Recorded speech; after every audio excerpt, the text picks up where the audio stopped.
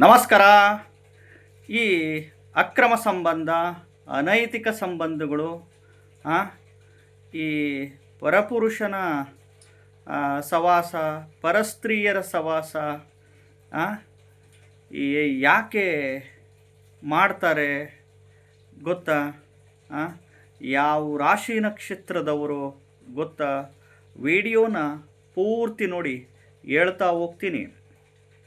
ಮೊದಲು ಹೊಸದಾಗಿ ವಿಡಿಯೋ ನೋಡ್ತಾ ಇದ್ದವರು, ಮೊದಲನೇ ಬಾರಿ ವಿಡಿಯೋ ನೋಡ್ತಾ ಇದ್ದವರು ಚಾನಲ್ ಸಬ್ಸ್ಕ್ರೈಬ್ ಮಾಡ್ಕೊಳ್ಳಿ, ವಿಡಿಯೋ ಲೈಕ್ ಮಾಡಿ, ಹೈಪ್ ಮಾಡ್ಕೊಳ್ಳಿ ಕೆಳಗಡೆ.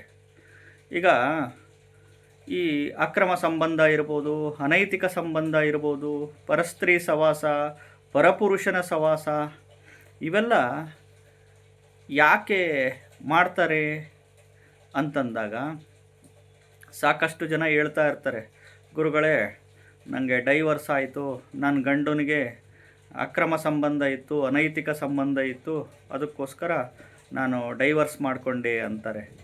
ಮತ್ತು ಎಸ್ಪೆಷಲಿ ಗಂಡು ಮಕ್ಕಳು, ನನ್ನ ಹೆಂಡ್ತಿಗೆ ಅಕ್ರಮ ಸಂಬಂಧ ಇತ್ತು, ಅಫೇರ್ ಇತ್ತು, ಸೊ ಹಂಗಾಗಿ ಆ ವಿಷಯ ಗೊತ್ತಾಯಿತು, ಅದಕ್ಕೆ ನಾನು ಡೈವರ್ಸ್ ಮಾಡಿಕೊಂಡೆ ಅಂತ ಹೇಳ್ತಾ ಇರ್ತಾರೆ.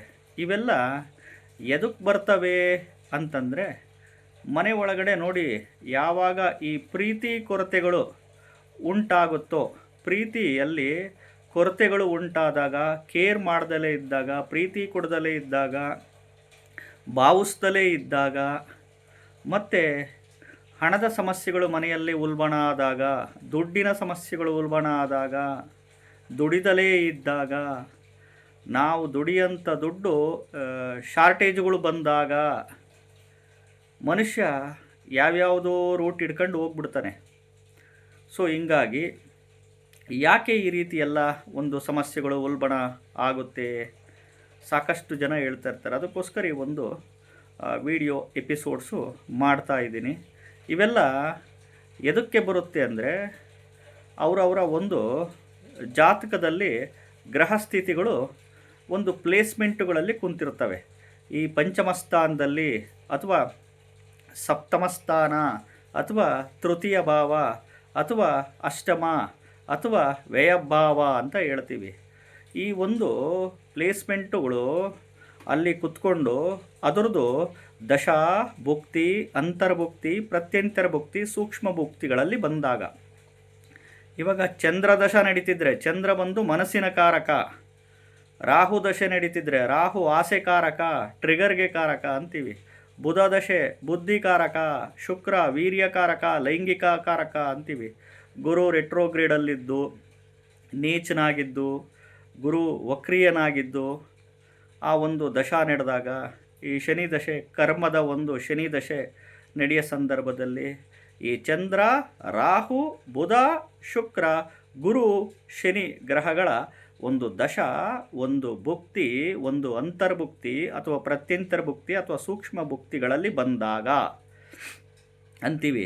ಈ 3ನೇ ಮನೆ 5ನೇ ಮನೆ ಏನು ಮಾಡುತ್ತೆ ಜಾತಕದಲ್ಲಿ ಅಂತಂದಾಗ, ಆಸೆ ತೋರಿಸುತ್ತೆ. ಪ್ರೀತಿ ಪ್ರೇಮದ ಮನೆ, ಪ್ರಣಯದ ಮನೆ, ಲವ್ವಿನ ಮನೆ, ಲವ್ ಮಾಡೋದು, ಗುಪ್ತವಾಗಿ ಲವ್ ಮಾಡೋದು, ಗುಪ್ತವಾಗಿ ಸಂಬಂಧಗಳು ಇಟ್ಕೊಳೋದು, ಪ್ರೀತಿ ಪ್ರೇಮ ಮಾಡೋದು, ಲವ್ ಮಾಡಿ ಮನೆ ಬಿಟ್ಟು ಓಡೋಗೋ ಅಂಥ ಮನೆಗಳು 3ನೇ ಮನೆ 5ನೇ ಮನೆ. ಇನ್ನು 7ನೇ ಮನೆ ಬಂದು ಲೈಂಗಿಕ ಆಸಕ್ತಿ ಮನೆ, ಸಂಗಾತಿ ಆಸಕ್ತಿ ಮನೆ. ಹುಡುಗನಿಗೆ ಹುಡುಗಿ ಮೇಲೆ ವ್ಯಾಮೋಹ, ಹುಡುಗಿಗೆ ಹುಡುಗನ ಮೇಲೆ ವ್ಯಾಮೋಹ, ಪರಸ್ತ್ರೀ ಮೇಲೆ, ಪರಪುರುಷನ ಮೇಲೆ ವ್ಯಾಮೋಹಗಳು ಅಂತೀವಿ. 7ನೇ ಮನೆ ಲೈಂಗಿಕಾಸಕ್ತಿ ಮನೆ. 7ನೇ ಮನೆ ಸಂಗಾತಿ ಬಯಸುವಂಥ ಮನೆ. ಇದರ ಜೊತೆಗೆ ಈ 8ನೇ ಮನೆ 12ನೇ ಮನೆಗಳು ನಡೆದಾಗ ಈ ಒಂದು ಅಕ್ರಮ ಸಂಬಂಧ, ಅನೈತಿಕ ಸಂಬಂಧಗಳು, ಪರಸ್ತ್ರೀ ಸವಾಸ, ಪರಪುರುಷನ ಸವಾಸ, ಈ ಒಂದು ರಿಲೇಟೆಡ್ಸ್ಗಳೆಲ್ಲ ಉಲ್ಬಣ ಆಗುವಂಥ ಲಕ್ಷಣಗಳು ಇರುತ್ತೆ. ಇದು ಪರ್ಟಿಕ್ಯುಲರ್ಗೆ ಇದೇ ರಾಶಿ ನಕ್ಷತ್ರ ಅಂತಲ್ಲ, ಇದು ಎಲ್ಲ ರಾಶಿ ನಕ್ಷತ್ರದವರೆಗೂ ಅನ್ವಯ ಆಗುತ್ತೆ. ಇದನ್ನು ಕಂಟ್ರೋಲ್ ಮಾಡಿಕೊಂಡು ಒಳ್ಳೆ ರೀತಿ ಬದುಕಿದಾಗ ಏನೂ ಆಗಲ್ಲ. ಚಾನಲ್ ಸಬ್ಸ್ಕ್ರೈಬ್ ಮಾಡ್ಕೊಳ್ಳಿ, ವಿಡಿಯೋ ಲೈಕ್ ಮಾಡ್ಕೊಳ್ಳಿ, ಹೈಪ್ ಮಾಡಿ. ನಮಸ್ಕಾರ.